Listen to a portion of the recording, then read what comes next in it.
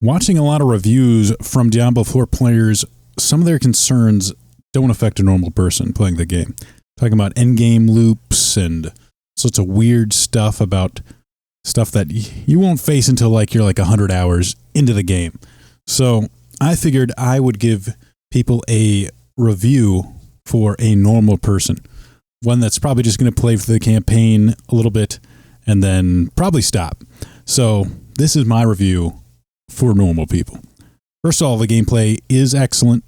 Combat feels great, and I think that is the most important part of the game, especially a game like this.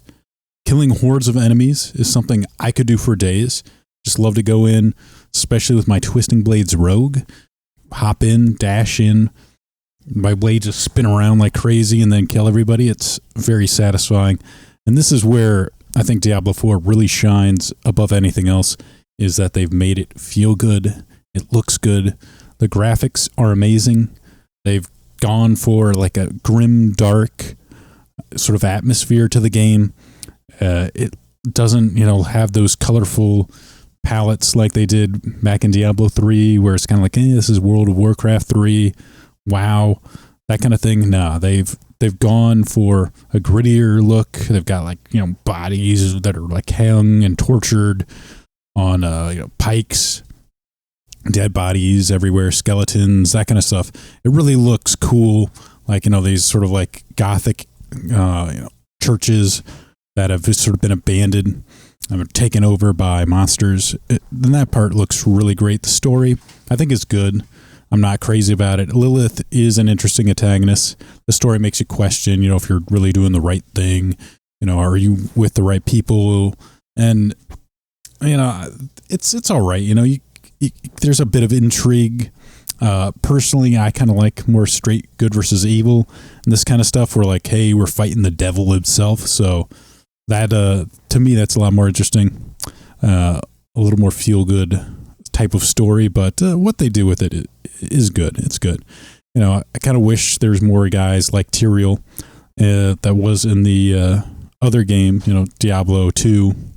I don't really remember the story for Diablo 3. Kind of shows you how bad it was. But I like him. Tyrael was a good character. We're like, we gotta fight Diablo. We gotta kill the devil himself. That was good. This, they kind of go a little more into like the who is your real friend, who's really telling the truth, what is the best decision. So that part I didn't like as much. Multiplayer, this is really the biggest problem with Diablo 3 or 4 is the multiplayer. And the forced multiplayer just does not work with this game. Honestly, eliminating it would fix most of the issues that I've had with the game. We've had, random hardcore players, die 170 hours gone because of a disconnect. That's really insane. And what you get for the multiplayer experience is not enough to offset what, the offline experience would give you. Like the problems that it causes are not worth what it gives you. I mean, it's kind of cool to randomly run into people, see them in the world doing an event. But I mean, like, let's see what you got. Legion events, they're fun. They're not like super interesting, but go around, kill a bunch of monsters with some people. I like them. World bosses are cool. I think they're way too easy, but they're very cool. They're very infrequent, like every 6 hours they'll pop up. Like there may be one popping up like right about now. Oh yeah, world boss is about to start in 20 minutes. It's like every 6 hours. So if you're just normally playing, you're not really like watching it, chances of you actually running into one are actually pretty low. So I don't know why they did that, because I think it's probably one of like the coolest things that the multiplayer experience offers. And then of course there's trading items, which is completely doesn't exist. Never seen anyone trading anything. Maybe you can go to like an off-site thing and trade. Hopefully that'll maybe change as they add more items or some items that are worth trading, but they don't really have that. And of course they had that in Diablo 2, Diablo 3. So, you didn't need to be constantly online to do that. So that is really the biggest issue with the game right now, is the forced multiplayer. It's not going to change, but hopefully they can kind of improve how the system works, work out the bugs. So my other gripe, and this kind of goes beyond normal, is that I think it's a little too easy at the moment. And that could just be me because I've actually took the time and watched a lot of videos. I'm using a build guide. I understand somewhat how itemization works in the game. So it's been really hard to die. And like my deaths so far have been kind of dumb where it's like you can't see the explosion on the ground from like a fire enchanted enemy and then like it one-shots you. Or like one of the bosses has a one-shot type of scenario, but that, you know, doesn't exist in any other boss fight. So I kind of thought like it's kind of a weird thing to introduce right at the end.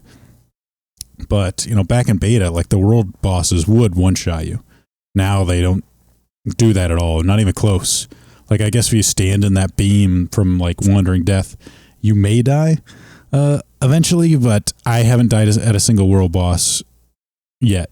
I haven't died to the Butcher. I've beat him twice. So maybe in World Tier 4, like I thought World Tier 3 you kind of bump it up a little more. So maybe you got to go to World Tier 4, but that takes like hundreds of hours of grinding, or at least, you know, 100 hours of grinding just to get there. So, I mean, it's probably not a problem for casual fans. I just kind of wish, like, I probably put like, 50 hours into this game. I'm like, pretty easy. Pretty easy so far, especially if you had people with you. You're just going to wreck them. Overall, I think the game is amazing. Loved kind of grinding at it, you know, putting off work, doing actual work to grind in it. And I look forward to seeing how the game will develop because they plan on adding seasons. They're already like involving, putting up some like promises for like gem stashes.